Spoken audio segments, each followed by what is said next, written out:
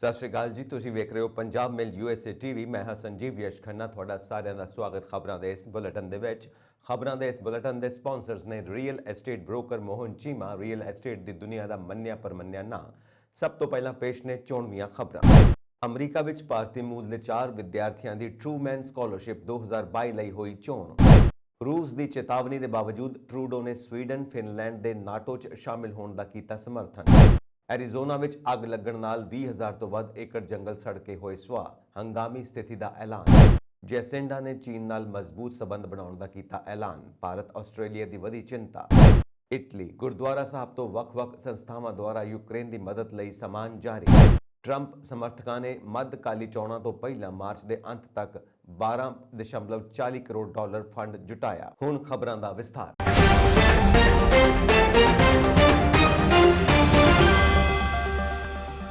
America ਦੇ 53 ਕਾਲਜਾਂ ਅਤੇ ਯੂਨੀਵਰਸਿਟੀਆਂ ਤੋਂ ਜਨਤਕ ਸੇਵਾ ਖੇਤਰ ਵਿੱਚ ਅਗਵਾਈ ਕਰਨ ਦੇ ਚਾਹਵਾਨ ਜਿਨ੍ਹਾਂ 58 ਲੋਕਾਂ ਨੂੰ ਟਰੂਮੈਨ ਸਕਾਲਰਸ਼ਿਪ 2022 ਵਜੋਂ ਚੁਣਿਆ ਗਿਆ ਹੈ, ਉਹਨਾਂ ਵਿੱਚੋਂ 4 ਭਾਰਤੀ ਨੇ। ਭਾਰਤੀ ਅਮਰੀਕੀ ਟਰੂਮੈਨ ਸਕਾਲਰਸ਼ਿਪ ਵਿੱਚ ਅਮੀਸ਼ਾ ਕੇ ਕੰਬਾਤ, ਈਸ਼ਿਕਾ ਕੌਲ, ਅਵੀ ਗੁਪਤਾ ਅਤੇ ਪਾਵ ਜੈਨ ਸ਼ਾਮਿਲ ਨੇ। ਸਕਾਲਰਸ਼ਿਪ ਪ੍ਰਦਾਤਾ ਦੀ ਵੈਬਸਾਈਟ ਅਨੁਸਾਰ ਇਹਨਾਂ ਖੋਜਕਰਤਾਵਾਂ ਨੂੰ ਮਾਸਟਰਸ ਦੀ ਪੜ੍ਹਾਈ ਲਈ $30,000 ਦੀ ਰਾਸ਼ੀ ਦਿੱਤੀ ਜਾਵੇਗੀ ਅਤੇ ਇਸ ਤੋਂ ਇਲਾਵਾ ਲੀਡਰਸ਼ਿਪ ਸਿਖਲਾਈ, ਕੈਰੀਅਰ ਕਾਉਂਸਲਿੰਗ ਅਤੇ ਸੰਘੀ ਸਰਕਾਰ ਵਿੱਚ ਰੋਜ਼ਗਾਰ ਦੇ ਵਿਸ਼ੇਸ਼ ਮੌਕੇ ਪ੍ਰਦਾਨ ਕੀਤੇ ਜਾਣਗੇ। ਟਰੂਮੈਨ ਸਕਾਲਰਸ਼ਿਪ ਅਮਰੀਕਾ ਵਿੱਚ ਜਨਤਕ ਸੇਵਾ ਦੇ ਚਾਹਵਾਨ ਨੇਤਾਵਾਂ ਲਈ ਇੱਕ ਪ੍ਰਮੁੱਖ ਅੰਡਰ ਗ੍ਰੈਜੂਏਟ ਸਕਾਲਰਸ਼ਿਪ ਹੈ ਜੋ ਉਹਨਾਂ ਕਾਲਜ ਦੇ ਵਿਦਿਆਰਥੀਆਂ ਨੂੰ ਦਿੱਤੀ ਜਾਂਦੀ ਹੈ ਜਿਨ੍ਹਾਂ ਕੋਲ ਅਸਾਧਾਰਨ ਲੀਡਰਸ਼ਿਪ ਸਮਰੱਥਾ ਹੈ ਅਤੇ ਜੋ ਸਰਕਾਰੀ, ਗੈਰ ਲਾਭਕਾਰੀ ਜਾਂ ਪਰਉਪਕਾਰੀ ਖੇਤਰਾਂ, ਅਕਾਦਮਿਕ ਜਾਂ ਜਨਤਕ ਸੇਵਾ ਦੇ ਹੋਰ ਖੇਤਰਾਂ ਵਿੱਚ ਕੈਰੀਅਰ ਬਣਾਉਣ ਲਈ ਵਚਨਬੱਧ ਨੇ। ਇਹ ਸਕਾਲਰਸ਼ਿਪ ਸਾਬਕਾ ਰਾਸ਼ਟਰਪਤੀ ਹੈਰੀ ਐਸ ਟਰੂਮੈਨ ਦੀ ਯਾਦ ਵਿੱਚ ਦਿੱਤੀ ਜਾਂਦੀ ਹੈ। ਕੈਲੀਫੋਰਨੀਆ ਦੀ ਅਮੀਸ਼ਾ ਹਾਰਵਰਡ ਯੂਨੀਵਰਸਿਟੀ ਵਿੱਚ ਸਮਾਜਿਕ ਅਧਿਐਨ ਅਤੇ ਅਰਥ ਸ਼ਾਸਤਰ ਦੀ ਪੜ੍ਹਾਈ ਕਰ ਰਹੀ ਹੈ, ਜਦੋਂ ਕਿ ਨਿਊ ਜਰਸੀ ਦੀ ਇਸ਼ਿਕਾ ਵੈਲੇਸਲੇ ਕਾਲਜ ਵਿੱਚ ਅਰਥ ਸ਼ਾਸਤਰ ਅਤੇ ਸ਼ਾਂਤੀ ਅਤੇ ਨਿਆਂ ਦੀ ਪੜ੍ਹਾਈ ਕਰ ਰਹੀ ਹੈ। ਓਰੇਗਨ ਦੀ ਅਵੀ ਅਮਰੀਕੀ ਰਾਜਨੀਤੀ ਅਤੇ ਨਕਲੀ ਬੁੱਧੀ AI ਵਿੱਚ ਮਹਾਰਤ ਦੇ ਨਾਲ ਹੀ ਰਾਜਨੀਤੀ ਵਿਗਿਆਨ ਅਤੇ ਕੰਪਿਊਟਰ ਵਿਗਿਆਨ ਦੀ ਪੜ੍ਹਾਈ ਕਰ ਰਹੀ ਹੈ। ਪੈਨਸਿਲਵੇਨੀਆ ਦੇ ਭਾਵ ਗਲੋਬਲ ਹੈਲਥ ਕੇਅਰ ਸਿਸਟਮ ਅਤੇ ਕਲੀਨਿਕਲ ਕੇਅਰ ਨੂੰ ਬਦਲਣ ਵਿੱਚ ਦਿਲਚਸਪੀ ਰੱਖਦੇ ਹਨ। ਕੈਨੇਡਾ ਦੇ ਪ੍ਰਧਾਨ ਮੰਤਰੀ ਜਸਟਿਨ ਟਰੂਡੋ ਨੇ ਵੀਰਵਾਰ ਨੂੰ ਕਿਹਾ ਕਿ ਓਟਾਵਾ ਸਵੀਡਨ ਅਤੇ ਫਿਨਲੈਂਡ ਦੇ ਨਾਟੋ ਵਿੱਚ ਸ਼ਾਮਿਲ ਹੋਣ ਦੇ ਹੱਕ ਵਿੱਚ ਹੈ। ਟਰੂਡੋ ਨੇ ਵੀਰਵਾਰ ਨੂੰ ਓਟਾਵਾ ਵਿੱਚ ਪੱਤਰਕਾਰਾਂ ਨੂੰ ਕਿਹਾ ਕਿ ਸਵੀਡਨ ਅਤੇ ਫਿਨਲੈਂਡ ਨਾਲ ਨਾਟੋ ਵਿੱਚ ਸ਼ਾਮਿਲ ਹੋਣ ਲਈ ਗੱਲਬਾਤ ਚੱਲ ਰਹੀ ਹੈ ਅਤੇ ਕੈਨੇਡਾ ਯਕੀਨੀ ਤੌਰ ਤੇ ਇਸ ਦਾ ਬਹੁਤ ਸਮਰਥਨ ਕਰਦਾ ਹੈ। ਪਿਛਲੇ ਹਫ਼ਤੇ US ਮੀਡੀਆ ਨੇ ਰਿਪੋਰਟ ਦਿੱਤੀ ਸੀ ਕਿ ਫਿਨਲੈਂਡ ਨੇ ਸਵੀਡਨ ਨੂੰ ਨਾਟੋ ਵਿੱਚ ਮੈਂਬਰਸ਼ਿਪ ਲਈ ਸਾਂਝੇ ਤੌਰ ਤੇ ਅਰਜ਼ੀ ਦਾਇਰ ਕਰਨ ਲਈ ਸੱਦਾ ਦਿੱਤਾ ਸੀ। ਇੱਕ ਸੰਸਦ ਮੈਂਬਰ ਨੇ ਵੀਰਵਾਰ ਨੂੰ ਕਿਹਾ ਕਿ ਹੈਲਸਿੰਕੀ ਆਉਣ ਵਾਲੇ ਹਫ਼ਤਿਆਂ ਵਿੱਚ ਮੈਂਬਰਸ਼ਿਪ ਲਈ ਅਰਜ਼ੀਆਂ ਦਾਇਰ ਕਰੇਗਾ। ਬੁੱਧਵਾਰ ਨੂੰ ਰੂਸੀ ਵਿਦੇਸ਼ ਮੰਤਰਾਲੇ ਦੀ ਬਲਾਰਨ ਮਾਰੀਆ ਜ਼ੁਖਾਰੋਵਾ ਨੇ ਕਿਹਾ ਕਿ ਰੂਸ ਨੇ ਸਵੀਡਨ ਅਤੇ ਫਿਨਲੈਂਡ ਨੂੰ ਨਾਟੋ ਵਿੱਚ ਸ਼ਾਮਿਲ ਹੋਣ ਦੇ ਨਤੀਜਿਆਂ ਬਾਰੇ ਚੇਤਾਵਨੀ ਦਿੱਤੀ ਹੈ। ਅਮਰੀਕੀ ਰਾਜਾਂ ਦੇ ਸੰਗਠਨ OAS ਨੇ 25-0 ਨਾਲ ਵੋਟਿੰਗ ਕਰਕੇ ਸਥਾਈ ਨਿਗਰਾਨ ਵਜੋਂ ਰੂਸ ਦੇ ਰੁਤਬੇ ਨੂੰ ਮੁਅੱਤਲ ਕਰ ਦਿੱਤਾ ਹੈ। OAS ਵਿੱਚੋਂ ਸੇਂਟ ਲੂਇਸ ਦੇ ਰਾਜਦੂਤ ਐਲਿਜ਼ਾਬੈਥ ਡੇਰੀਅਸ ਕਲੇਅਰ ਨੇ ਵੋਟਿੰਗ ਤੋਂ ਬਾਅਦ ਇਹ ਘੋਸ਼ਣਾ ਕੀਤੀ। ਡੇਰੀਅਸ ਕਲੇਅਰ ਨੇ ਕਿਹਾ ਕਿ ਸਥਾਈ ਕੌਂਸਲ ਇਸ ਦੁਆਰਾ ਅਮਰੀਕੀ ਰਾਜਾਂ ਦੇ ਸੰਗਠਨ ਦੇ ਸਥਾਈ ਨਿਗਰਾਨ ਵਜੋਂ ਰੂਸੀ ਸੰਘ ਦੀ ਸਥਿਤੀ ਨੂੰ ਮੁਅੱਤਲ ਕਰਨ ਦੇ ਪ੍ਰਸਤਾਵ ਨੂੰ ਮਨਜ਼ੂਰੀ ਦਿੰਦੀ ਹੈ। ਪ੍ਰਸਤਾਵ ਦੇ ਪੱਖ ਵਿੱਚ 25 ਵੋਟਾਂ ਪਈਆਂ ਜਦਕਿ ਕਿਸੇ ਨੇ ਵਿਰੋਧ ਨਹੀਂ ਕੀਤਾ। 8 ਦੇਸ਼ਾਂ ਨੇ ਵੋਟ ਨਹੀਂ ਪਾਈ ਅਤੇ ਇੱਕ ਦੇਸ਼ ਨਿਕਾਰਾਗੁਆ ਗੈਰ ਹਾਜ਼ਰ ਰਿਹਾ। ਵੋਟਿੰਗ ਤੋਂ ਬਾਅਦ ਅਮਰੀਕਾ ਵਿੱਚ ਰੂਸੀ ਰਾਜਦੂਤ ਅਨਾਤੋਲੀ ਔਨਟੇਵਨੋਵ ਨੇ ਕਿਹਾ ਕਿ OAS ਦਸਤਾਵੇਜ਼ ਤੋਂ ਵੋਟਿੰਗ ਤੋਂ ਪਹਿਲਾਂ ਜਾਂ ਬਾਅਦ ਵਿੱਚ ਉਹਨਾਂ ਨੂੰ ਮੀਟਿੰਗ ਵਿੱਚ ਬੋਲਣ ਦਾ ਮੌਕਾ ਨਹੀਂ ਦਿੱਤਾ ਗਿਆ। ਪ੍ਰਕਾਸ਼ਨ ਦੇ ਸਮੇਂ ਐਂਟੋਨੋਵ ਨੇ OAS ਤੋਂ ਇਸ ਬਾਰੇ ਟਿੱਪਣੀ ਕਰਨ ਦੀ ਬੇਨਤੀ ਦਾ ਜਵਾਬ ਨਹੀਂ ਮਿਲਿਆ ਸੀ ਕਿ ਐਂਟੋਨੋਵ ਨੂੰ ਬੋਲਣ ਦੀ ਇਜਾਜ਼ਤ ਕਿਉਂ ਨਹੀਂ ਦਿੱਤੀ ਗਈ ਸੀ। ਐਂਟੋਨੋਵ ਨੇ OAS ਦੇ ਫੈਸਲੇ ਦੀ ਨਿੰਦਾ ਕੀਤੀ, ਇਸ ਨੂੰ ਇੱਕ ਗੰਭੀਰ ਗਲਤੀ ਦੱਸਿਆ। ਅਗਲੀ ਖਬਰ। ਕੋਕੋਨੀਨੋ ਕਾਉਂਟੀ ਵਿੱਚ ਐਰੀਜ਼ੋਨਾ ਦੇ ਜੰਗਲ ਵਿੱਚ ਲੱਗੀ ਭਿਆਨਕ ਅੱਗ ਦੇ ਸਿੱਟੇ ਵਜੋਂ 20,000 ਏਕੜ ਤੋਂ ਵੱਧ ਰਕਬਾ ਸੜ ਕੇ ਸੁਆਹ ਹੋ ਗਿਆ। ਗਵਰਨਰ ਡੌਗ ਡੂਸੇ ਨੇ ਹਾਲਾਤ ਦੇ ਮੱਦੇਨਜ਼ਰ ਹੰਗਾਮੀ ਸਥਿਤੀ ਦਾ ਐਲਾਨ ਕਰ ਦਿੱਤਾ ਹੈ। ਅੱਗ ਫਲੈਗਸਟਾਫ ਨੇੜੇ ਲੱਗੀ ਹੈ ਜਿਸ ਵਿੱਚ ਘੱਟੋ-ਘੱਟ 2 ਦਰਜਨ ਇਮਾਰਤਾਂ ਤਬਾਹ ਹੋ ਗਈਆਂ ਨੇ ਤੇ ਸੈਂਕੜੇ ਘਰਾਂ ਦੇ ਵਸਨੀਕਾਂ ਨੂੰ ਘਰ ਖਾਲੀ ਕਰਨ ਦੇ ਆਦੇਸ਼ ਦਿੱਤੇ ਗਏ ਨੇ। ਗਵਰਨਰ ਨੇ ਕਿਹਾ ਹੈ ਕਿ ਤੇਜ਼ ਹਵਾਵਾਂ ਨੇ ਅੱਗ ਉੱਪਰ ਤੇਲ ਪਾਉਣ ਦਾ ਕੰਮ ਕੀਤਾ ਤੇ ਅੱਗ ਤੇਜ਼ੀ ਨਾਲ ਫੈਲੀ ਹੈ। ਉਹਨਾਂ ਕਿਹਾ ਕਿ ਅੱਗ ਉੱਪਰ ਕਾਬੂ ਪਾਉਣ ਲਈ ਹਰ ਸੰਭਵ ਕੋਸ਼ਿਸ਼ ਕੀਤੀ ਜਾ ਰਹੀ ਹੈ। ਗਵਰਨਰ ਨੇ ਖੇਤਰ ਵਿਚਲੇ ਨਿਵਾਸੀਆਂ ਨੂੰ ਬੇਨਤੀ ਕੀਤੀ ਹੈ ਕਿ ਉਹ ਅੱਗ ਬੁਝਾਊ ਵਿਭਾਗ ਦੇ ਅਧਿਕਾਰੀਆਂ ਨਾਲ ਸਹਿਯੋਗ ਕਰਨ ਤੇ ਉਹਨਾਂ ਵੱਲੋਂ ਜਾਰੀ ਆਦੇਸ਼ਾਂ ਦੀ ਪਾਲਣਾ ਕਰਨ। ਉਹਨਾਂ ਨੇ ਕਿਹਾ ਕਿ ਸਥਿਤੀ ਉੱਪਰ ਨਿਰੰਤਰ ਨਜ਼ਰ ਰੱਖੀ ਜਾ ਰਹੀ ਹੈ ਤੇ ਲੋੜ ਪੈਣ ਤੇ ਹੋਰ ਲੋੜੀਂਦੀ ਮਦਦ ਮੰਗਵਾਈ ਜਾਵੇਗੀ। ਕੋਕੋਨੀਨੋ ਕਾਉਂਟੀ ਬੋਰਡ ਆਫ ਸੁਪਰਵਾਈਜ਼ਰ ਦੇ ਪ੍ਰਧਾਨ ਪੈਟਰਿਕ ਹੌਰਸਮੈਨ ਨੇ ਕਿਹਾ ਕਿ ਖਾਲੀ ਕਰਵਾਏ ਗਏ ਖੇਤਰ ਵਿੱਚ ਅੰਦਾਜ਼ਨ 2068 ਲੋਕ ਰਹਿੰਦੇ ਨੇ। 766 ਘਰਾਂ ਨੂੰ ਖਾਲੀ ਕਰਵਾ ਲਿਆ ਗਿਆ ਹੈ। 1000 ਤੋਂ ਵੱਧ ਪਸ਼ੂਆਂ ਨੂੰ ਵੀ ਕੱਢਿਆ ਗਿਆ ਹੈ। ਅੱਗ ਲੱਗਣ ਦੇ ਕਾਰਨਾਂ ਦੀ ਜਾਂਚ ਕੀਤੀ ਜਾ ਰਹੀ ਹੈ। ਪੈਸੀਫਿਕ ਦੇ ਲਗਭਗ ਸਾਰੇ ਦੇਸ਼ ਚੀਨ ਦੇ ਹਮਲਾਵਰ ਅਤੇ ਵਿਸਥਾਰਵਾਦੀ ਰਵੱਈਏ ਤੋਂ ਪਰੇਸ਼ਾਨ ਨੇ। ਭਾਰਤ, ਜਾਪਾਨ, ਆਸਟ੍ਰੇਲੀਆ, ਫਿਲੀਪੀਨਜ਼ ਸਮੇਤ ਕਈ ਦੇਸ਼ਾਂ ਦੇ ਚੀਨ ਦੀ ਹਮਲਾਵਰ ਵਿਦੇਸ਼ ਨੀਤੀ ਕਾਰਨ ਉਸ ਨਾਲ ਚੰਗੇ ਸੰਬੰਧ ਨਹੀਂ ਹਨ। ਇਸ ਦੌਰਾਨ ਨਿਊਜ਼ੀਲੈਂਡ ਦੀ ਪ੍ਰਧਾਨ ਮੰਤਰੀ ਜੈਸਿੰਡਾ ਆਰਡਰਨ ਨੇ ਚੀਨ ਨਾਲ ਮਿਲ ਕੇ ਕੰਮ ਕਰਨ ਦਾ ਐਲਾਨ ਕਰਕੇ ਇਨ੍ਹਾਂ ਦੇਸ਼ਾਂ ਦੇ ਤਣਾਅ ਨੂੰ ਵਧਾ ਦਿੱਤਾ ਹੈ। ਆਰਡਰਨ ਦੇ ਇਸ ਫੈਸਲੇ ਨਾਲ ਸਭ ਤੋਂ ਜ਼ਿਆਦਾ ਪਰੇਸ਼ਾਨੀ ਆਸਟ੍ਰੇਲੀਆ ਦੀ ਵਧਣ ਵਾਲੀ ਹੈ। ਕਰੋਨਾ ਮਹਾਮਾਰੀ ਦੀ ਸ਼ੁਰੂਆਤ ਤੋਂ ਹੀ ਚੀਨ ਅਤੇ ਆਸਟ੍ਰੇਲੀਆ ਦੇ ਰਿਸ਼ਤੇ ਬਹੁਤ ਖਰਾਬ ਦੌਰ 'ਚੋਂ ਲੰਘ ਰਹੇ ਨੇ। ਚੀਨ ਨੇ ਆਸਟ੍ਰੇਲੀਆ ਨਾਲ ਲਗਭਗ ਸਾਰੇ ਵਪਾਰਕ ਸੰਬੰਧ ਤੋੜ ਦਿੱਤੇ ਨੇ। ਇੰਨਾ ਹੀ ਨਹੀਂ, ਚੀਨੀ ਫੌਜ ਨੇ ਆਸਟ੍ਰੇਲੀਆ ਨੂੰ ਘੇਰਨ ਲਈ ਸੋਲੇਮਨ ਟਾਪੂ ਨਾਲ ਮਿਲਟਰੀ ਸਮਝੌਤਾ ਵੀ ਕੀਤਾ ਹੈ। ਅਜਿਹੇ ਵਿੱਚ ਭਾਰਤ ਦੀ ਇੰਡੋ ਪੈਸੀਫਿਕ ਵਿੱਚ ਚੀਨ ਦੇ ਵੱਧਦੇ ਪ੍ਰਭਾਵ ਤੋਂ ਅਛੂਤਾ ਨਹੀਂ ਰਹੇਗਾ। ਪ੍ਰਧਾਨ ਮੰਤਰੀ ਜੈਸਿੰਡਾ ਆਰਡਰਨ ਨੇ ਕਿਹਾ ਕਿ ਉਹ ਚੀਨ ਨਾਲ ਨਿਊਜ਼ੀਲੈਂਡ ਦੇ ਮਜ਼ਬੂਤ ਸਬੰਧਾਂ ਦੇ ਨਾਲ ਖੜੀ ਹੈ। ਹਾਲਾਂਕਿ ਉਹਨਾਂ ਨੇ ਸੋਲੇਮਨ ਟਾਪੂ ਦੇ ਨਾਲ ਚੀਨ ਦੇ ਸੁਰੱਖਿਆ ਸਮਝੌਤੇ ਤੇ ਨਿਰਾਸ਼ਾ ਪ੍ਰਗਟਾਈ। ਉਹਨਾਂ ਕਿਹਾ ਕਿ ਜਦੋਂ ਸੋਲੇਮਨ ਦੀਪ ਸਮੂਹ ਵਿੱਚ ਦੰਗੇ ਹੋਏ ਤਾਂ ਉੱਥੋਂ ਦੀ ਸਰਕਾਰ ਦੇ ਇਸ਼ਾਰੇ ਤੇ ਆਸਟ੍ਰੇਲੀਆ ਅਤੇ ਨਿਊਜ਼ੀਲੈਂਡ ਨੇ ਖੁੱਲ੍ਹ ਕੇ ਮਦਦ ਕੀਤੀ ਸੀ। ਜੇਕਰ ਉਹਨਾਂ ਨੂੰ ਹੋਰ ਲੋੜ ਹੋਵੇ ਤਾਂ ਅਸੀਂ ਮਦਦ ਅਤੇ ਸਮਰਥਨ ਕਰਨ ਲਈ ਤਿਆਰ ਹਾਂ। ਪ੍ਰਧਾਨ ਮੰਤਰੀ ਜੈਸਿੰਡਾ ਆਰਡਰਨ ਨੇ ਨਿਊਜ਼ੀਲੈਂਡ ਦੇ ਅਮਰੀਕਾ, ਬ੍ਰਿਟੇਨ ਅਤੇ ਆਸਟ੍ਰੇਲੀਆ ਦੇ ਔਕਸ ਫੌਜੀ ਗੱਠਜੋੜ ਵਿੱਚ ਸ਼ਾਮਿਲ ਹੋਣ ਦੀ ਸੰਭਾਵਨਾ ਤੋਂ ਇਨਕਾਰ ਕਰ ਦਿੱਤਾ ਹੈ। ਉਹਨਾਂ ਕਿਹਾ ਕਿ ਔਕਸ ਤੇ ਸਾਡਾ ਨਜ਼ਰੀਆ ਸਿਰਫ ਇਹ ਹੈ ਕਿ ਜਦੋਂ ਸਾਡਾ ਹੋਰ ਦੇਸ਼ਾਂ ਨਾਲ ਸੰਬੰਧ ਹੁੰਦਾ ਹੈ ਤਾਂ ਇਹ ਦੇਸ਼ ਲਈ ਫਾਇਦੇਮੰਦ ਹੁੰਦਾ ਹੈ। ਉਹਨਾਂ ਇਹ ਵੀ ਕਿਹਾ ਕਿ ਅਸੀਂ ਅਮਰੀਕਾ ਨੂੰ ਸਾਡੇ ਖੇਤਰ ਦੇ ਆਰਥਿਕ ਢਾਂਚੇ ਵਿੱਚ ਦਿਲਚਸਪੀ ਲੈਣ ਲਈ ਕਿਹਾ ਹੈ। ਇਸ ਨੂੰ ਸਿਰਫ ਰੱਖਿਆ ਅਤੇ ਸੁਰੱਖਿਆ ਪ੍ਰਬੰਧਾਂ ਤੱਕ ਸੀਮਿਤ ਨਹੀਂ ਕੀਤਾ ਜਾ ਸਕਦਾ। ਇਹ ਸਮੁੱਚੇ ਖੇਤਰ ਦੀ ਭਲਾਈ ਬਾਰੇ ਹੋਣਾ ਚਾਹੀਦਾ ਹੈ ਅਤੇ ਅਸੀਂ ਇਸ ਮੋਰਚੇ ਤੇ ਅਮਰੀਕਾ ਦੀ ਪ੍ਰਤੀਕਿਰਿਆ ਨੂੰ ਵੀ ਦੇਖ ਰਹੇ ਹਾਂ। ਚੀਨ ਨਾਲ ਉਦਾਰਵਾਦੀ ਰੁਖ ਨੂੰ ਬਣਾਈ ਰੱਖਣ ਲਈ ਨਿਊਜ਼ੀਲੈਂਡ ਕਈ ਵਾਰ ਆਲੋਚਨਾ ਦਾ ਸਾਹਮਣਾ ਕਰ ਚੁੱਕਾ ਹੈ।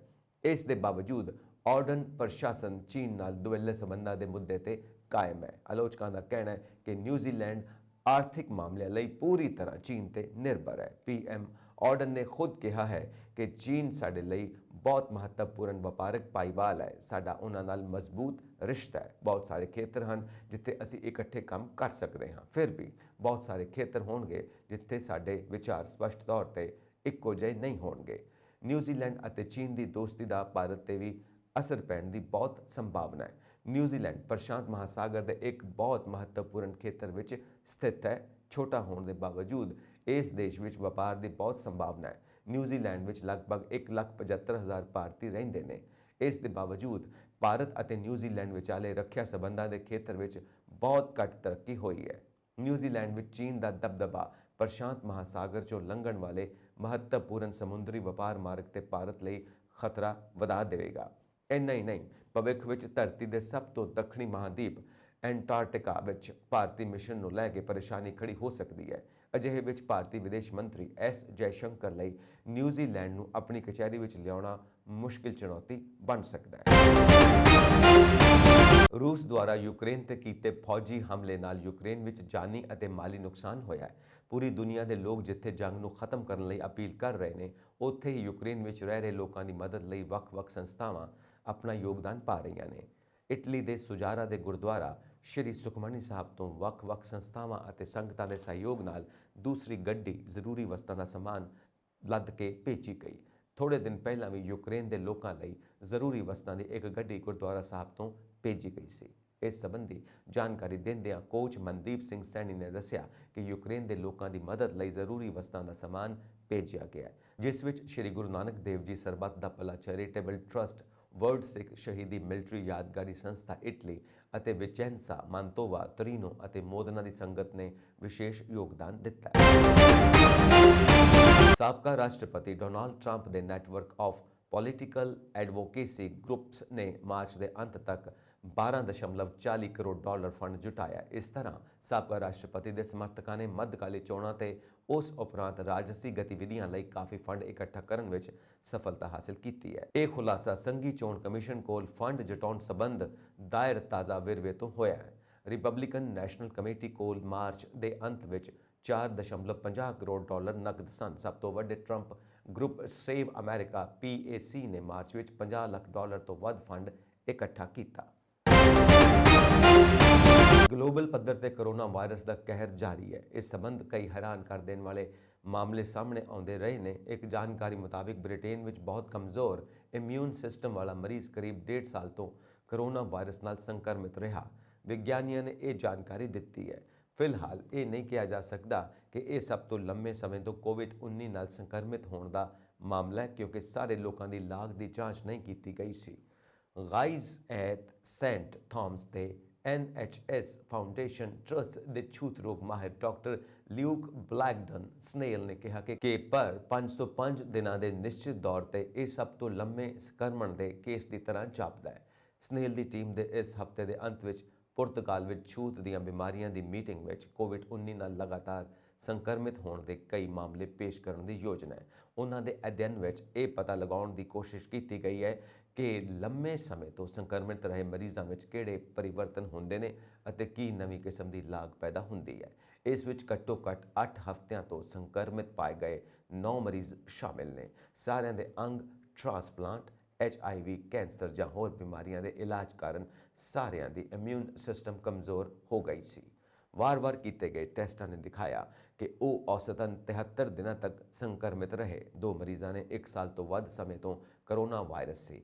ਇਸ ਤੋਂ ਪਹਿਲਾਂ ਖੋਜੀਆਂ ਨੇ ਕਿਹਾ ਸੀ ਕਿ ਪਹਿਲੇ 335 ਦਿਨਾਂ ਤੱਕ ਇਨਫੈਕਸ਼ਨ ਦਾ ਮਾਮਲਾ ਸੀ। COVID-19 ਨਾਲ ਲਗਾਤਾਰ ਸੰਕਰਮਿਤ ਹੋਣਾ ਬਹੁਤ ਹੀ ਦੁਰਲਭ ਹੈ ਅਤੇ ਲੰਮੇ ਸਮੇਂ ਤੋਂ ਕੋਰੋਨਾ ਵਾਇਰਸ ਤੋਂ ਵੱਖਰਾ ਹੈ। ਸਨੇਲ ਨੇ ਕਿਹਾ ਕਿ ਲੰਮੇ ਸਮੇਂ ਦੇ ਕੋਵਿਡ ਵਿੱਚ ਆਮ ਤੌਰ ਤੇ ਇਹ ਮੰਨਿਆ ਜਾਂਦਾ ਹੈ ਕਿ ਵਾਇਰਸ ਤੁਹਾਡੇ ਸਰੀਰ ਵਿੱਚ ਬਣਿਆ ਰਹਿੰਦਾ ਹੈ। ਸਭ ਤੋਂ ਲੰਮੇ ਸਮੇਂ ਤੱਕ ਸੰਕਰਮਿਤ ਪਾਇਆ ਗਿਆ ਵਿਅਕਤੀ 2020 ਦੇ ਸ਼ੁਰੂ ਵਿੱਚ ਕੋਰੋਨਾ ਵਾਇਰਸ ਨਾਲ ਸੰਕਰਮਿਤ ਪਾਇਆ ਗਿਆ ਸੀ ਅਤੇ ਉਸ ਦਾ ਇਲਾਜ ਐਂਟੀਵਾਇਰਲ ਡਰੱਗ ਰੈਮਡੇਸਿਵਿਰ ਨਾਲ ਕੀਤਾ ਗਿਆ ਸੀ, ਪਰ 2021 ਵਿੱਚ ਉਸ ਦੀ ਮੌਤ ਹੋ ਗਈ। ਖੋਜੀਆਂ ਨੇ ਮੌਤ ਦਾ ਕਾਰਨ ਦੱਸਣ ਤੋਂ ਇਨਕਾਰ ਕਰ ਦਿੱਤਾ ਹੈ ਅਤੇ ਕਿਹਾ ਕਿ ਮਰੀਜ਼ ਨੂੰ ਕਈ ਹੋਰ ਬਿਮਾਰੀਆਂ ਸਨ। 5 ਮਰੀਜ਼ ਬਚ ਗਏ ਨੇ, 2 ਬਿਨਾਂ ਇਲਾਜ ਦੇ ਲਾਗ ਤੋਂ ਠੀਕ ਹੋ ਗਏ ਨੇ, 2 ਇਲਾਜ ਤੋਂ ਬਾਅਦ ਲਾਗ ਤੇ ਠੀਕ ਹੋ ਗਏ ਸਨ ਅਤੇ 1 ਅਜੇ ਵੀ ਸੰਕਰਮਿਤ ਹੈ। ਬ੍ਰਿਟੇਨ ਦੀ ਮਹਾਰਾਣੀ ਐਲਿਜ਼ਾਬੈਥ II ਅੱਜ ਭਾਵ ਵੀਰਵਾਰ ਨੂੰ ਆਪਣਾ 96ਵਾਂ ਜਨਮ ਦਿਨ ਸੈਂਡਰਿੰਗਮ ਵਿੱਚ ਮਨਾਏਗੀ, ਜਿੱਥੇ ਉਹ ਆਪਣੇ ਪਰਿਵਾਰ ਅਤੇ ਦੋਸਤਾਂ ਨਾਲ ਸ਼ਾਮਿਲ ਹੋਵੇਗੀ। ਦੀ ਰਾਇਲ ਫੈਮਿਲੀ ਅਕਾਊਂਟ ਨੇ ਟਵਿੱਟਰ ਤੇ ਉਹਨਾਂ ਦੇ ਜਨਮ ਦਿਨ ਨੂੰ ਮਨਾਉਣ ਲਈ ਇੱਕ ਫੋਟੋ ਜਾਰੀ ਕੀਤੀ ਸੀ, ਜਿਸ ਵਿੱਚ ਰਾਣੀ ਨੂੰ 2 ਟੱਟੂਆਂ ਨਾਲ ਦਿਖਾਇਆ ਗਿਆ। ਟਵਿੱਟਰ ਵਿੱਚ ਲਿਖਿਆ ਗਿਆ ਕਿ ਪਿਛਲੇ ਮਹੀਨੇ ਵਿੰਡਸਰ ਕੌਂਸਲ ਦੇ ਮੈਦਾਨ ਵਿੱਚ ਲਈ ਗਈ ਤਸਵੀਰ ਵਿੱਚ ਮਹਾਰਾਣੀ ਨੂੰ ਉਸ ਦੇ 2 ਟੱਟੂਆਂ ਬਾਇਬੇਕ ਕੇਟੀ ਅਤੇ ਬਾਇਬੇਕ ਨਾਈਟਿੰਗੇਲ ਦੇ ਨਾਲ ਦਿਖਾਇਆ ਗਿਆ। BBC ਦੀ ਇੱਕ ਰਿਪੋਰਟ ਵਿੱਚ ਕਿਹਾ ਗਿਆ ਕਿ ਬ੍ਰਿਟੇਨ ਦੇ ਸਭ ਤੋਂ ਲੰਮੇ ਸਮੇਂ ਤੱਕ ਰਹਿਣ ਵਾਲੀ ਬਾਦਸ਼ਾਹ ਨੇ ਆਪਣੀ ਨਾਰਫੋਕ ਐਸਟੇਟ ਵਿੱਚ ਹੈਲੀਕਾਪਟਰ ਰਾਹੀਂ ਯਾਤਰਾ ਕੀਤੀ ਸੀ ਅਤੇ ਉਮੀਦ ਕੀਤੀ ਜਾਂਦੀ ਹੈ ਕਿ ਉਹ ਐਸਟੇਟ ਦੇ ਇੱਕ ਝੌਂਪੜੀ ਵਿੱਚ ਰਹੇਗੀ, ਜੋ ਕਿ ਖਾਸ ਤੌਰ ਤੇ ਉਸ ਦੇ ਮਰਹੂਮ ਪਤੀ ਪ੍ਰਿੰਸ ਫਿਲਿਪ ਦੁਆਰਾ ਪਸੰਦ ਕੀਤੀ ਗਈ ਸੀ। ਮਹਾਰਾਣੀ ਇਸ ਸਾਲ ਦੇ ਸ਼ੁਰੂ ਵਿੱਚ ਸੈਂਡਰਿੰਗਮ ਵਿੱਚ ਸੀ ਜਦੋਂ ਉਸਨੇ 1952 ਵਿੱਚ ਗੱਦੀ ਤੇ ਬੈਠਣ ਦੀ ਨਿਸ਼ਾਨਦੇਹੀ ਕੀਤੀ। ਪ੍ਰਧਾਨ ਮੰਤਰੀ ਬੋਰਿਸ ਜੌਨਸਨ ਅਤੇ ਲੇਬਰ ਨੇਤਾ ਕੀਰ ਸਟਾਰਮਰ ਵੱਲੋਂ ਜਨਮ ਦਿਨ ਦੀਆਂ ਸ਼ੁਭਕਾਮਨਾਵਾਂ ਭੇਜੀਆਂ ਗਈਆਂ ਨੇ ਅਤੇ ਉਹਨਾਂ ਨੂੰ ਤੋਪਾਂ ਦੀ ਸਲਾਮੀ ਦਿੱਤੀ ਜਾਵੇਗੀ। ਰਾਣੀ ਦੀ ਵਿਰਾਸਤ ਦਾ ਜਸ਼ਨ ਮਨਾਉਣ ਵਾਲੀ ਇੱਕ ਬਾਰਬੀ ਡਾਲ ਨੂੰ ਉਸ ਦੀ ਪਲੈਟੀਨਮ ਜੁਬਲੀ ਦੀ ਯਾਦ ਵਿੱਚ ਜਾਰੀ ਕੀਤਾ ਜਾ ਰਿਹਾ ਹੈ, ਜਿਸ ਵਿੱਚ ਉਸ ਦੇ ਵਿਆਹ ਦੇ ਟਿਆਰਾ ਅਤੇ ਇੱਕ ਨੀਲੇ ਰਿਬਨ ਨਾਲ ਫਿੱਟ ਇੱਕ ਹਾਥੀ ਦੰਦ ਦਾ ਗਾਊਨ ਹੈ। ਸਕਾਟਲੈਂਡ ਦੀ ਫਰਸਟ ਮਿਨਿਸਟਰ ਨਿਕੋਲਾ ਸਟਰਜਨ ਦੂਜੀ ਰਾਏਸ਼ੁਮਾਰੀ ਪ੍ਰਤੀ ਆਸਵੰਦ ਹੈ, ਪਰ ਉਹਨਾਂ ਵੱਲੋਂ ਅਹਿਮ ਐਲਾਨ ਕਰਦਿਆਂ ਇਹ ਵੀ ਕਿਹਾ ਗਿਆ ਕਿ ਜੇਕਰ ਉਹ ਸੁਤੰਤਰ ਸਕਾਟਲੈਂਡ ਲਈ ਆਪਣੇ ਇਸ ਕਾਰਜ ਵਿੱਚ ਅਸਫਲ ਰਹੀ ਤਾਂ ਉਹ ਆਪਣੇ ਅਹੁਦੇ ਤੋਂ ਕਿਸੇ ਹੋਰ ਲਈ ਰਾਹ ਬਣਾਵੇਗੀ। ਹਾਲਾਂਕਿ ਇਸ ਗੱਲ ਤੇ ਜ਼ੋਰ ਦਿੰਦੇ ਹੋਏ ਉਸਨੇ ਕਿਹਾ ਕਿ ਉਹ ਸਕਾਟਲੈਂਡ ਵਿੱਚ ਉੱਚੀ ਨੌਕਰੀ ਛੱਡਣ ਵਾਲੀ ਨਹੀਂ ਹੈ। ਸਟਰਜਨ ਨੇ ਮੌਜੂਦਾ ਸੰਸਦ ਦੇ ਪਹਿਲੇ ਅੱਧ ਵਿੱਚ ਇੱਕ ਜਨਮਤ ਸੰਗ੍ਰਹਿ ਕਰਵਾਉਣ ਦਾ ਦਾਅਵਾ ਕੀਤਾ ਹੈ। ਮਤਲਬ ਇਹ ਕਿ ਉਹਨਾਂ ਦੀ ਯੋਜਨਾ ਤਹਿਤ ਇਸ ਦੇ 2020 ਦੇ ਅੰਤ ਤੋਂ ਪਹਿਲਾਂ ਹੋਣ ਦੇ ਸੰਕੇਤ ਦਿੱਤੇ ਨੇ। ਡੇ ਟਾਈਮ ਪੈਨਲ ਸ਼ੋਅ ਤੇ ਹਾਜ਼ਰ ਹੋਈ ਸਟਰਜਨ ਨੇ ਕਿਹਾ ਕਿ ਉਸਨੇ ਰਾਜਨੀਤੀ ਤੋਂ ਦੂਰ ਨਿੱਜੀ ਜੀਵਨ ਬਾਰੇ ਸੋਚਿਆ। ਉਸਨੇ ਇੱਕ ਬੱਚੇ ਦੇ ਪਾਲਣ ਪੋਸ਼ਣ ਤੇ ਆਪਣੇ ਪ੍ਰਤੀ ਪੀਟਰ ਮੁਰੇਲ ਨਾਲ ਗੱਲਬਾਤ ਬਾਰੇ ਵੀ ਚਰਚਾ ਕੀਤੀ। ਇੱਕ ਹੋਰ ਨੁਕਸਾਨ ਹੋਣ ਦੀ ਸੰਭਾਵਨਾ ਤੇ ਜ਼ੋਰ ਦਿੰਦੇ ਹੋਏ ਉਸਨੇ ਕਿਹਾ ਕਿ ਮੈਨੂੰ ਸ਼ੱਕ ਹੈ ਕਿ ਮੈਂ ਕਿਸੇ ਹੋਰ ਲਈ ਰਸਤਾ ਬਣਾਵਾਂਗੀ। ਪਰ ਮੈਂ ਇਸ ਸਮੇਂ ਇਸ ਬਾਰੇ ਵਿਚਾਰ ਨਹੀਂ ਕਰ ਰਹੀ ਹਾਂ। ਉਹ ਇੱਕ ਤਰਜੀਹੀ ਮਿਤੀ ਅਤੇ ਸਵਾਲ ਨਿਰਧਾਰਿਤ ਕਰਦੇ ਹੋਏ ਸਕਾਟਿਸ਼ ਸੰਸਦ ਵਿੱਚ ਇੱਕ ਬਿੱਲ ਲਿਆਉਣ ਲਈ ਤਿਆਰ ਹੈ। ਹਾਲਾਂਕਿ ਕਾਨੂੰਨੀ ਤੌਰ ਤੇ ਬਾਈਡਿੰਗ ਜਨਮਤ ਸੰਗ੍ਰਹਿ ਕਰਵਾਉਣ ਲਈ ਉਸ ਨੂੰ ਯੂਕੇ ਸਰਕਾਰ ਤੋਂ ਧਾਰਾ 30 ਦੇ ਆਦੇਸ਼ ਦੀ ਜ਼ਰੂਰਤ ਹੋਵੇਗੀ। ਹੁਣ ਤੱਕ ਬੋਰਿਸ ਜੌਨਸਨ ਨੇ ਇਸ ਨੂੰ ਰੱਦ ਕਰ ਦਿੱਤਾ ਅਤੇ ਦਾਅਵਾ ਕੀਤਾ ਕਿ ਉਹ ਹੈਲੀ ਰੂਡ ਨੂੰ ਵੋਟ ਦੇਣ ਲਈ ਸ਼ਕਤੀਆਂ ਨਹੀਂ ਸੌਂਪਣਗੇ। ਪਾਕਿਸਤਾਨ ਦੇ ਸਾਬਕਾ ਪ੍ਰਧਾਨ ਮੰਤਰੀ ਇਮਰਾਨ ਖਾਨ ਨੇ ਇੱਕ ਵਾਰ ਫਿਰ ਭਾਰਤ ਦੀਆਂ ਤਾਰੀਫਾਂ ਦੇ ਪੁੱਲ ਬੰਨ੍ਹ ਦਿੱਤੇ ਨੇ। ਰੂਸ ਤੇ ਯੂਕਰੇਨ ਵਿਚਾਲੇ ਚੱਲ ਰਹੀ ਜੰਗ ਕਾਰਨ ਪੱਛਮੀ ਦੇਸ਼ਾਂ ਨੇ ਰੂਸ ਤੇ ਕਈ ਪਾਬੰਦੀਆਂ ਲਗਾ ਦਿੱਤੀਆਂ ਨੇ, ਪਰ ਭਾਰਤ ਰੂਸ ਤੋਂ ਤੇਲ ਦੀ ਦਰਾਮਦ ਜਾਰੀ ਰੱਖਦਾ ਹੈ, ਜਿਸ ਬਾਰੇ ਇਮਰਾਨ ਖਾਨ ਨੇ ਕਿਹਾ ਕਿ ਭਾਰਤ ਨੇ ਇਹ ਫੈਸਲਾ ਦੇਸ਼ ਦੇ ਲੋਕਾਂ ਦੀ ਬਿਹਤਰੀ ਲਈ ਲਿਆ ਹੈ। ਲਾਹੌਰ ਵਿੱਚ ਇੱਕ ਜਨ ਸਭਾ ਵਿੱਚ ਬੋਲਦਿਆਂ ਇਮਰਾਨ ਖਾਨ ਨੇ ਕਿਹਾ ਕਿ ਭਾਰਤ ਅਮਰੀਕਾ ਦਾ ਰਣਨੀਤਿਕ ਭਾਈਵਾਲ ਹੈ, ਪਰ ਉਹ ਰੂਸ ਤੋਂ ਤੇਲ ਦੀ ਦਰਾਮਦ ਕਰ ਰਿਹਾ ਹੈ। ਭਾਰਤ ਨੇ ਸਪਸ਼ਟ ਕਿਹਾ ਕਿ ਉਹ ਇਸ ਦਾ ਫੈਸਲਾ ਲੋਕਾਂ ਦੀ ਬਿਹਤਰੀ ਤੇ ਆਧਾਰਿਤ ਹੈ, ਪਰ ਸਾਡੀ ਵਿਦੇਸ਼ ਨੀਤੀ ਲਈ ਦੂਜੇ ਲੋਕਾਂ ਦੇ ਹਿੱਤ ਮਹੱਤਵਪੂਰਨ ਨੇ। ਇਸ ਤੋਂ ਪਹਿਲਾਂ ਮਾਰਚ ਮਹੀਨੇ ਵਿੱਚ ਵੀ ਇਮਰਾਨ ਖਾਨ ਨੇ ਮੰਨਿਆ ਸੀ ਕਿ ਭਾਰਤ ਦੀ ਵਿਦੇਸ਼ ਨੀਤੀ ਸੁਤੰਤਰ ਤੇ ਲੋਕਾਂ ਦੇ ਭਲੇ ਲਈ ਹੈ। ਖੈਬਰ ਪਖਤੂਨਖਵਾ 'ਚ ਰੈਲੀ ਦੌਰਾਨ ਇਮਰਾਨ ਖਾਨ ਨੇ ਕਿਹਾ ਕਿ ਉਹ ਆਪਣੇ ਗੁਆਂਢੀ ਦੀ ਪ੍ਰਸ਼ੰਸਾ ਕਰਦੇ ਹਨ, ਕਿਉਂਕਿ ਭਾਰਤ ਹਮੇਸ਼ਾ ਸੁਤੰਤਰ ਵਿਦੇਸ਼ ਨੀਤੀ ਦੇ ਪੱਖ ਵਿੱਚ ਰਿਹਾ ਹੈ। ਇਮਰਾਨ ਨੇ ਕਿਹਾ ਕਿ ਅੱਜ ਭਾਰਤ ਅਮਰੀਕੀ ਗੱਠਜੋੜ ਵਿੱਚ ਹੈ ਤੇ ਉਹ ਕੁਆਡ ਦੇਸ਼ਾਂ ਦਾ ਹਿੱਸਾ ਨੇ। ਅੱਜ ਭਾਰਤ ਪਾਬੰਦੀਆਂ ਦੇ ਬਾਵਜੂਦ ਰੂਸ ਤੋਂ ਤੇਲ ਦੀ ਦਰਾਮਦ ਕਰ ਰਿਹਾ ਹੈ, ਕਿਉਂਕਿ ਉਹਨਾਂ ਦੀ ਨੀਤੀ ਲੋਕਾਂ ਦੇ ਭਲੇ ਲਈ ਹੈ। ਰੈਲੀ ਦੌਰਾਨ ਇਮਰਾਨ ਖਾਨ ਨੇ ਆਪਣੇ ਰੂਸ ਦੌਰੇ ਦੇ ਕਾਰਨਾਂ ਬਾਰੇ ਦੱਸਿਆ। ਉਹਨਾਂ ਕਿਹਾ ਕਿ ਉਹ ਮਾਸਕੋ ਇਸ ਲਈ ਗਏ ਸਨ ਤਾਂ ਜੋ ਪਾਕਿਸਤਾਨ ਵਿੱਚ ਵੱਧ ਰਹੀ ਮਹਿੰਗਾਈ ਨੂੰ ਕਾਬੂ ਕੀਤਾ ਜਾ ਸਕੇ। ਰੂਸ ਨੇ ਪਾਕਿਸਤਾਨ ਨੂੰ 30% ਦੀ ਛੋਟ ਨਾਲ ਤੇਲ ਦਿੱਤਾ ਹੈ। ਇਮਰਾਨ ਖਾਨ ਨੇ ਦਾਅਵਾ ਕੀਤਾ ਕਿ ਉਹਨਾਂ ਨੂੰ ਆਜ਼ਾਦ ਵਿਦੇਸ਼ ਨੀਤੀ ਦੇ ਚੱਲਦਿਆਂ ਪਾਕਿਸਤਾਨ ਲਈ ਸੱਤਾ ਤੋਂ ਬਾਹਰ ਕੀਤਾ ਗਿਆ ਸੀ। ਉਹਨਾਂ ਕਿਹਾ ਕਿ ਉਹਨਾਂ ਦੀ ਸਰਕਾਰ ਅਜਿਹੇ ਸਮੇਂ ਸੱਤਾ ਗੁਆ ਚੁੱਕੀ ਹੈ ਜਦੋਂ ਪਾਕਿਸਤਾਨ ਤਰੱਕੀ ਕਰ ਰਿਹਾ ਸੀ। ਇੱਥੇ ਟੈਕਸ ਵਸੂਲੀ ਇਤਿਹਾਸਿਕ ਪੱਧਰ ਤੇ ਸੀ ਤੇ ਦੇਸ਼ ਵਿਕਾਸ ਦੇ ਰਾਹ ਤੇ ਸੀ। ਵਿਦੇਸ਼ ਮੰਤਰਾਲੇ ਦੇ ਬੁਲਾਰੇ ਅਰਿੰਦਮ ਬਾਗਚੀ ਨੇ ਵੀਰਵਾਰ ਨੂੰ ਕਿਹਾ ਕਿ ਅਫਗਾਨਿਸਤਾਨ ਵਿੱਚ ਕੁਝ ਅੱਤਵਾਦੀ ਹਮਲੇ ਸਾਡੀ ਜਾਣਕਾਰੀ ਵਿੱਚ ਆਏ ਨੇ। ਅਸੀਂ ਅੱਤਵਾਦੀ ਹਮਲਿਆਂ ਦੀ ਸਖਤ ਨਿੰਦਾ ਕਰਦੇ ਹਾਂ। ਅਸੀਂ ਇਸ ਸਬੰਧ ਵਿੱਚ ਅਜੇ ਕੋਈ ਬਿਆਨ ਜਾਰੀ ਨਹੀਂ ਕੀਤਾ। ਅਸੀਂ ਉੱਥੇ ਹੋ ਰਹੀਆਂ ਗਤੀਵਿਧੀਆਂ ਤੇ ਤਿੱਖੀ ਨਜ਼ਰ ਰੱਖ ਰਹੇ ਹਾਂ। ਜ਼ਿਕਰਯੋਗ ਹੈ ਕਿ ਵੀਰਵਾਰ ਨੂੰ ਅਫਗਾਨਿਸਤਾਨ ਵਿੱਚ ਇੱਕ ਤੋਂ ਬਾਅਦ ਇੱਕ 3 ਧਮਾਕੇ ਹੋਏ ਸਨ। ਇਨ੍ਹਾਂ ਧਮਾਕਿਆਂ 'ਚ ਕਈ ਲੋਕਾਂ ਦੇ ਮਾਰੇ ਜਾਣ ਦੀ ਖਬਰ ਹੈ। ਉੱਤਰੀ ਅਫਗਾਨਿਸਤਾਨ ਵਿੱਚ ਇੱਕ ਮਸਜਿਦ ਵਿੱਚ ਹੋਏ ਧਮਾਕੇ ਵਿੱਚ 10 ਲੋਕਾਂ ਦੀ ਮੌਤ ਹੋ ਗਈ ਸੀ। ਇਸ ਹਮਲੇ ਵਿੱਚ 40 ਲੋਕ ਜ਼ਖਮੀ ਵੀ ਹੋਏ ਨੇ। ਰੂਸ ਅਤੇ ਯੂਕਰੇਨ ਯੁੱਧ ਵਿਚਾਲੇ ਚੱਲ ਰਹੀ ਮਨੁੱਖੀ ਸਹਾਇਤਾ ਬਾਰੇ ਬਾਗਚੀ ਨੇ ਕਿਹਾ ਕਿ ਜਾਪਾਨ ਨੇ ਯੂਕਰੇਨ ਅਤੇ ਇਸ ਦੇ ਗੁਆਂਢੀ ਦੇਸ਼ਾਂ ਨੂੰ ਮਨੁੱਖੀ ਸਹਾਇਤਾ ਪਹੁੰਚਾਉਣ ਲਈ ਮੁੰਬਈ ਵਿੱਚ ਉਤਰਨ ਦੀ ਇਜਾਜ਼ਤ ਮੰਗੀ ਸੀ। ਅਸੀਂ ਵਪਾਰਕ ਜਹਾਜ਼ ਦੀ ਵਰਤੋਂ ਕਰਕੇ ਸਪਲਾਈ ਲੈਣ ਦੀ ਇਜਾਜ਼ਤ ਦਿੱਤੀ ਹੈ। ਭਾਰਤ ਵਿੱਚ ਹੋਣ ਵਾਲੇ ਰਾਈਸੀਨਾ ਡਾਇਲੌਗ ਪ੍ਰੋਗਰਾਮ ਬਾਰੇ ਬਾਗਚੀ ਨੇ ਕਿਹਾ ਕਿ ਰਾਈਸੀਨਾ ਡਾਇਲੌਗ ਵਿੱਚ 90 ਦੇਸ਼ਾਂ ਦੇ 210 ਤੋਂ ਵੱਧ ਬੁਲਾਰਿਆਂ ਦੇ ਨਾਲ ਲਗਭਗ 100 ਸੈਸ਼ਨਜ਼ ਹੋਣਗੇ। ਇਸ ਦੇ ਨਾਲ ਹੀ ਭਾਰਤੀ ਹਾਈ ਕਮਿਸ਼ਨ ਵੱਲੋਂ ਆਸਟ੍ਰੇਲੀਆ ਦੀ ਵਿਦਿਅਕ ਆਜ਼ਾਦੀ ਵਿੱਚ ਕਥਿਤ ਦਖਲ ਅੰਦਾਜ਼ੀ ਦੇ ਵਿਦੇਸ਼ ਮੰਤਰਾਲੇ ਨੇ ਕਿਹਾ ਕਿ ਭਾਰਤੀ ਹਾਈ ਕਮਿਸ਼ਨ ਦੀ ਆਸਟ੍ਰੇਲੀਆ ਖਿੱਚੀ ਜਾਣ ਦੀ ਰਿਪੋਰਟ ਗੈਰ ਵਾਜਬ ਹੈ। ਜਿੱਥੋਂ ਤੱਕ ਆਸਟ੍ਰੇਲੀਆ ਵਿੱਚ ਅਕਾਦਮਿਕ ਸੁਤੰਤਰਤਾ ਦਾ ਸਵਾਲ ਹੈ, ਇਹ ਆਸਟ੍ਰੇਲੀਆਈ ਅਧਿਕਾਰੀਆਂ ਨੂੰ ਜਵਾਬ ਦੇਣਾ ਹੈ। ਮੈਨੂੰ ਯਕੀਨ ਹੈ ਕਿ ਮੈਲਬੌਰਨ ਇੰਸਟੀਚਿਊਟ ਦੇ ਅਧਿਕਾਰੀਆਂ ਨੇ ਆਪਣੀ ਸਥਿਤੀ ਸਪਸ਼ਟ ਕਰ ਦਿੱਤੀ ਹੈ।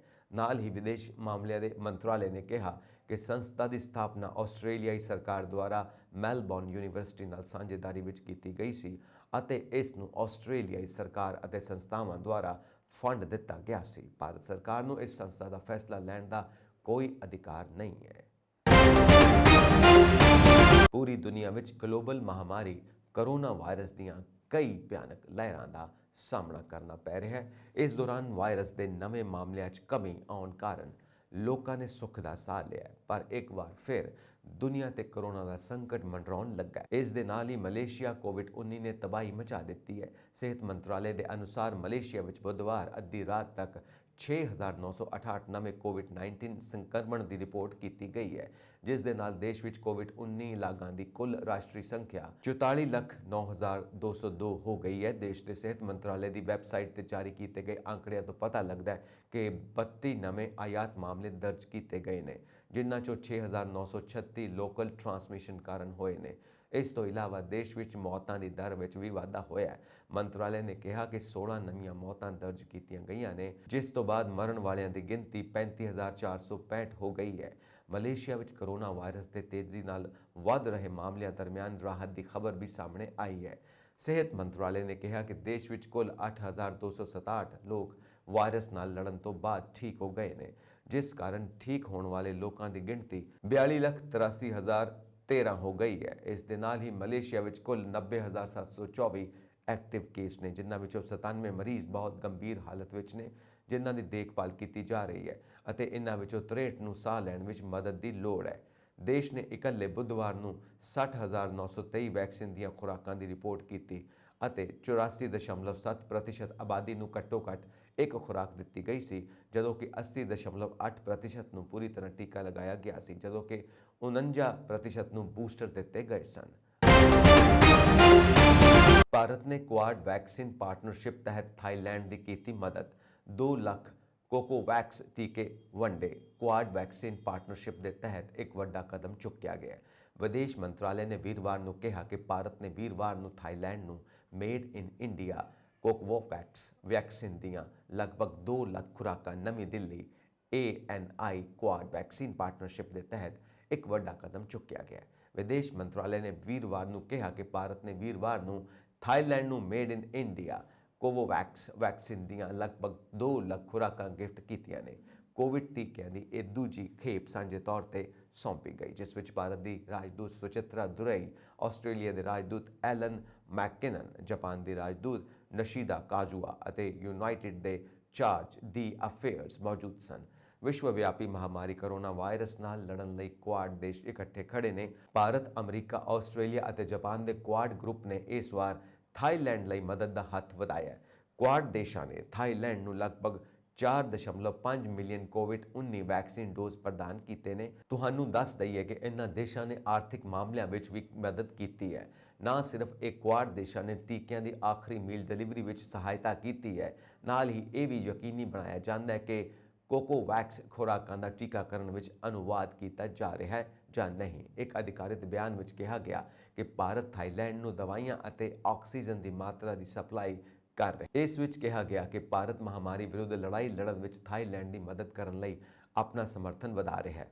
ਥਾਈਲੈਂਡ ਨੇ ਭਾਰਤ ਦੁਆਰਾ ਦਿੱਤੀ ਗਈ ਮਦਦ ਤੇ ਟੀਕਿਆਂ ਲਈ ਕੁਆਡ ਦੇਸ਼ਾਂ ਦਾ ਧੰਨਵਾਦ ਕੀਤਾ ਹੈ। ਇਸ ਦੇ ਨਾਲ ਹੀ ਦੇਸ਼ ਨੇ ਕੁਆਡ ਦੀ ਤਾਰੀਫ ਵੀ ਕੀਤੀ ਹੈ, ਜਦਕਿ ਕੁਆਡ ਦੇਸ਼ਾਂ ਨੇ ਮਹਾਮਾਰੀ ਨਾਲ ਲੜਨ ਲਈ ਥਾਈਲੈਂਡ ਨੂੰ ਹਰ ਸੰਭਵ ਮਦਦ ਦਾ ਭਰੋਸਾ ਦਿੱਤਾ ਹੈ। ਤੁਹਾਨੂੰ ਦੱਸ ਦਈਏ ਕਿ ਭਾਰਤ ਦੁਨੀਆ ਦਾ ਸਭ ਤੋਂ ਵੱਡਾ ਵੈਕਸੀਨ ਬਣਾਉਣ ਵਾਲਾ ਦੇਸ਼ ਹੈ।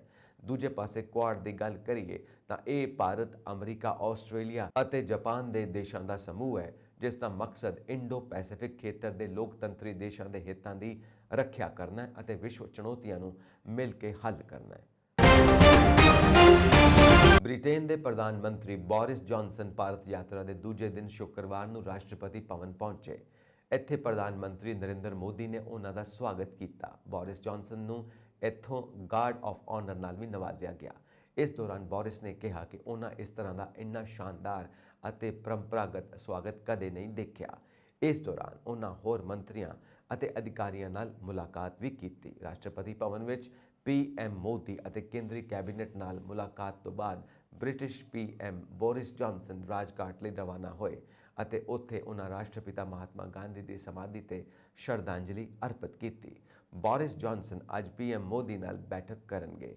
ਦੋਵਾਂ ਨੇਤਾਵਾਂ ਵਿਚਾਲੇ ਯੂਕਰੇਨ ਸੰਕਟ ਲਈ ਕਈ ਮੁੱਦਿਆਂ ਤੇ ਚਰਚਾ ਹੋਵੇਗੀ।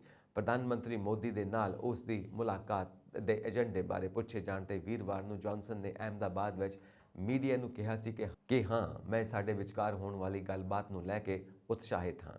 ਅਸੀਂ ਵਪਾਰਕ, ਸੁਰੱਖਿਆ ਅਤੇ ਹੋਰ ਮਹੱਤਵਪੂਰਨ ਮੁੱਦਿਆਂ ਤੇ ਗੱਲ ਕਰਾਂਗੇ। ਗਾਜ਼ਾ ਸਰਹੱਦ ਤੇ ਵੀਰਵਾਰ ਤੜਕੇ ਇਜ਼ਰਾਈਲੀ ਹਵਾਈ ਫੌਜ ਅਤੇ ਫਿਲਿਸਤੀਨੀ ਅੱਤਵਾਦੀਆਂ ਵਿਚਾਲੇ ਗੋਲੀਬਾਰੀ ਹੋਈ। ਯਰੂਸ਼ਲਮ ਦੇ ਸਭ ਤੋਂ ਸੰਵੇਦਨਸ਼ੀਲ ਪਵਿੱਤਰ ਸਥਾਨ ਤੇ ਫਿਰ ਤੋਂ ਝੜਪਾਂ ਹੋਣ ਤੋਂ ਬਾਅਦ ਇਹ ਘਟਨਾ ਵਾਪਰੀ ਹੈ। ਇਸ ਸਮੇਂ ਗਾਜ਼ਾ ਯੁੱਧ ਵਾਂਗ ਹੀ ਇਜ਼ਰਾਈਲ ਅਤੇ ਫਿਲਿਸਤੀਨ ਵਿਚਕਾਰ ਤਣਾਅ ਵਧਿਆ ਹੋਇਆ ਹੈ। ਇਜ਼ਰਾਈਲ ਅਤੇ ਫਿਲਿਸਤੀਨ ਵਿਚਕਾਰ ਪਿਛਲੇ ਸਾਲ ਵੀ ਇਸੇ ਤਰ੍ਹਾਂ ਦਾ ਤਣਾਅ ਪੈਦਾ ਹੋਇਆ ਸੀ। ਪਿਛਲੇ ਸਾਲ 11 ਦਿਨਾਂ ਦੀ ਜੰਗ ਤੋਂ ਬਾਅਦ ਇਜ਼ਰਾਈਲ ਅਤੇ ਫਿਲਿਸਤੀਨ ਵਿਚਾਲੇ ਇਹ ਵੱਡੀ ਲੜਾਈ ਹੈ। समाचार एजेंसी AP ਦੀ ਰਿਪੋਰਟ ਮੁਤਾਬਿਕ ਗਾਜ਼ਾ ਦੇ ਮੋਰਚੇ ਤੇ ਹੋਈ ਇਸ ਲੜਾਈ ਨੇ ਯੂਕਰੇਨ ਯੁੱਧ ਤੋਂ ਅੱਗੇ ਅਸ਼ਾਂਤੀ ਦਾ ਨਵਾਂ ਮੋਰਚਾ ਸ਼ੁਰੂ ਹੋਣ ਦਾ ਖਦਸ਼ਾ ਪੈਦਾ ਕਰ ਦਿੱਤਾ ਹੈ। ਇਸ ਹਫਤੇ ਗਾਜ਼ਾ ਤੋਂ ਇਜ਼ਰਾਈਲ ਤੇ ਰਾਕਟ ਦਾਗੇ ਜਾਣ ਤੋਂ ਬਾਅਦ 1 ਮਹੀਨਿਆਂ ਤੋਂ ਚੱਲੀ ਜੰਗਬੰਦੀ ਟੁੱਟ ਗਈ ਹੈ। ਇਹ ਜਾਣਿਆ ਜਾਂਦਾ ਹੈ ਕਿ ਫਿਲਿਸਤੀਨੀ ਅੱਤਵਾਦੀਆਂ ਨੇ ਬੁੱਧਵਾਰ ਅਤੇ ਵੀਰਵਾਰ ਤੜਕੇ ਗਾਜ਼ਾ ਪੱਟੀ ਤੋਂ ਇਜ਼ਰਾਈਲ ਵੱਲ ਦੇ 2 ਰਾਕਟ ਦਾਗੇ। ਇਨ੍ਹਾਂ ਵਿੱਚੋਂ ਇੱਕ ਰਾਕਟ ਇਜ਼ਰਾਈਲ ਦੇ ਸ਼ਹਿਰ ਸਟੇਰੋਟ ਵਿੱਚ ਡਿੱਗਿਆ, ਜਦਕਿ ਦੂਜਾ ਟੀਚੇ ਤੱਕ ਪਹੁੰਚਣ ਵਿੱਚ ਅਸਫਲ ਰਿਹਾ ਅਤੇ ਗਾਜ਼ਾ ਵਿੱਚ ਹੀ ਡਿੱਗਿਆ। ਫਿਲਿਸਤੀਨੀ ਅੱਤਵਾਦੀਆਂ ਦੁਆਰਾ ਰਾਕਟ ਹਮਲੇ ਤੋਂ ਬਾਅਦ ਦੱਖਣੀ ਇਜ਼ਰਾਈਲ ਵਿੱਚ ਸਾਇਰਨ ਗੂੰਜਿਆ। ਇਸ ਤੋਂ ਬਾਅਦ ਇਜ਼ਰਾਈਲੀ ਹਵਾਈ ਫੌਜ ਦੇ ਜਹਾਜ਼ਾਂ ਨੇ ਜਵਾਬੀ ਕਾਰਵਾਈ ਕਰਦੇ ਹੋਏ ਹਮਾਸ ਦੇ ਇਲਾਕਿਆਂ ਵਿੱਚ ਅੱਤਵਾਦੀਆਂ ਦੇ ਟਿਕਾਣਿਆਂ ਨੂੰ ਨਿਸ਼ਾਨਾ ਬਣਾਇਆ। ਕਿਹਾ ਜਾਂਦਾ ਹੈ ਕਿ ਇਜ਼ਰਾਈਲੀ ਲੜਾਕੂ ਜਹਾਜ਼ਾਂ ਨੇ ਵੀਰਵਾਰ ਤੜਕੇ ਗਾਜ਼ਾ ਪੱਟੀ ਤੇ ਹਵਾਈ ਹਮਲਾ ਕੀਤਾ, ਜਿਸ ਤੋਂ ਬਾਅਦ ਧੂਏ ਦੇ ਗੁਬਾਰ ਦੇਖੇ ਗਏ। ਇਜ਼ਰਾਈਲੀ ਹਵਾਈ ਫੌਜ ਵੱਲੋਂ ਜਾਰੀ ਬਿਆਨ ਮੁਤਾਬਿਕ ਇਸ ਹਵਾਈ ਹਮਲੇ ਦੇ ਅੱਤਵਾਦੀਆਂ ਦੇ ਟਿਕਾਣੇ ਅਤੇ ਸੁਰੰਗ ਦੇ ਰਸਤੇ ਨੂੰ ਨਿਸ਼ਾਨਾ ਬਣਾਇਆ, ਜਿਸ ਵਿੱਚ ਰਾਕਟ ਬਣਾਉਣ ਲਈ ਰਸਾਇਣ ਰੱਖੇ ਗਏ ਸਨ। ਇਜ਼ਰਾਈਲੀ ਜਹਾਜ਼ ਨੇ ਹਮਾਸ ਦੇ ਇੱਕ ਹੋਰ ਟਿਕਾਣੇ ਨੂੰ ਵੀ ਨਿਸ਼ਾਨਾ ਬਣਾਇਆ।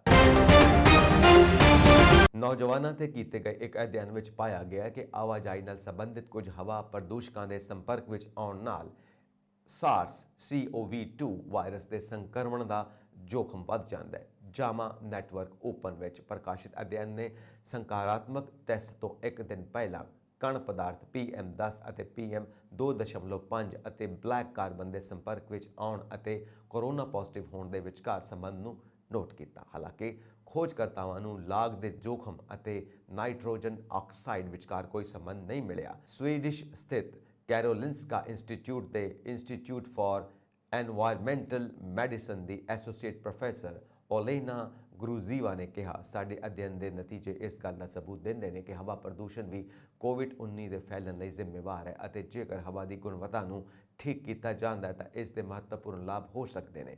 ਬਾਹਰੀ ਹਵਾ ਵਿੱਚ ਪ੍ਰਦੂਸ਼ਕ ਸਾਹ ਦੀਆਂ ਲਾਗਾਂ ਜਿਵੇਂ ਕਿ ਇਨਫਲੂਐਂਜ਼ਾ ਅਤੇ SARS ਦੇ ਜ਼ੋਖਮ ਨੂੰ ਵਧਾ ਸਕਦੇ ਨੇ। ਅਧਿਐਨ ਨੇ ਇਹ ਵੀ ਪਾਇਆ ਕਿ COVID-19 ਦੇ ਜ਼ਿਆਦਾ ਮਾਮਲੇ ਹਵਾ ਦੀ ਗੁਣਵੱਤਾ ਵਾਲੇ ਖੇਤਰਾਂ ਵਿੱਚ ਸਾਹਮਣੇ ਆਏ ਨੇ।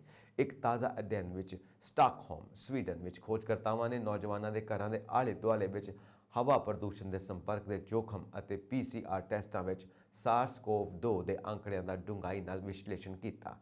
ਇਸ ਵਿੱਚ 425 ਨੌਜਵਾਨ ਸ਼ਾਮਿਲ ਸਨ ਜੋ ਮਈ 2020 ਤੋਂ ਮਾਰਚ 2021 ਦੇ ਅੰਤ ਤੱਕ ਕੋਵਿਡ ਪੋਜ਼ਿਟਿਵ ਪਾਏ ਗਏ ਸਨ। ਦੂਜੇ ਪਾਸੇ ਸਿਹਤ ਮਾਹਿਰਾਂ ਦਾ ਕਹਿਣਾ ਹੈ ਕਿ ਘਬਰਾਉਣ ਦੀ ਕੋਈ ਲੋੜ ਨਹੀਂ ਹੈ ਕਿਉਂਕਿ ਜ਼ਿਆਦਾਤਰ ਬੱਚੇ ਹਲਕੇ ਬਿਮਾਰ ਨੇ। ਇੰਨਾ ਹੀ ਨਹੀਂ, ਜੇਕਰ ਲੱਛਣਾਂ ਦੇ ਆਧਾਰ ਤੇ ਇਲਾਜ ਕੀਤਾ ਜਾਵੇ ਤਾਂ ਉਹ ਜਲਦੀ ਠੀਕ ਵੀ ਹੋ ਸਕਦੇ ਨੇ। ਸਮਾਚਾਰ ਏਜੰਸੀ PTI ਦੀ ਰਿਪੋਰਟ ਦੇ ਅਨੁਸਾਰ ਮਾਹਿਰਾਂ ਦਾ ਇਹ ਵੀ ਮੰਨਣਾ ਹੈ ਕਿ ਵੈਕਸੀਨ ਲਈ ਯੋਗ ਬੱਚਿਆਂ ਨੂੰ ਐਂਟੀ ਕੋਵਿਡ ਵੈਕਸੀਨ ਦੀ ਲੋੜੀਂਦੀ ਖੁਰਾਕ ਦਿੱਤੀ ਜਾਣੀ ਚਾਹੀਦੀ ਹੈ। ਅੱਜ ਯਾਨੀ 22 ਅਪ੍ਰੈਲ ਨੂੰ ਵਰਲਡ ਅਰਥ ਡੇ ਹੈ। ਤੁਹਾਨੂੰ ਸਾਰਿਆਂ ਨੂੰ ਇਸ ਦਿਨ ਦੀਆਂ ਮੁਬਾਰਕਾਂ।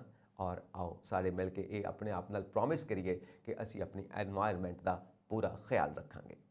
ਇਹ ਸਨ ਅੱਜ ਦੀਆਂ ਕੁਝ ਮੁੱਖ ਖਬਰਾਂ। ਹੋਰ ਅਪਡੇਟਸ ਦੇ ਲਈ ਜੁੜੇ ਰਹੋ ਪੰਜਾਬ ਮੇਲ USA TV ਦੇ ਨਾਲ। ਸਤਿ ਸ਼੍ਰੀ ਅਕਾਲ ਜੀ।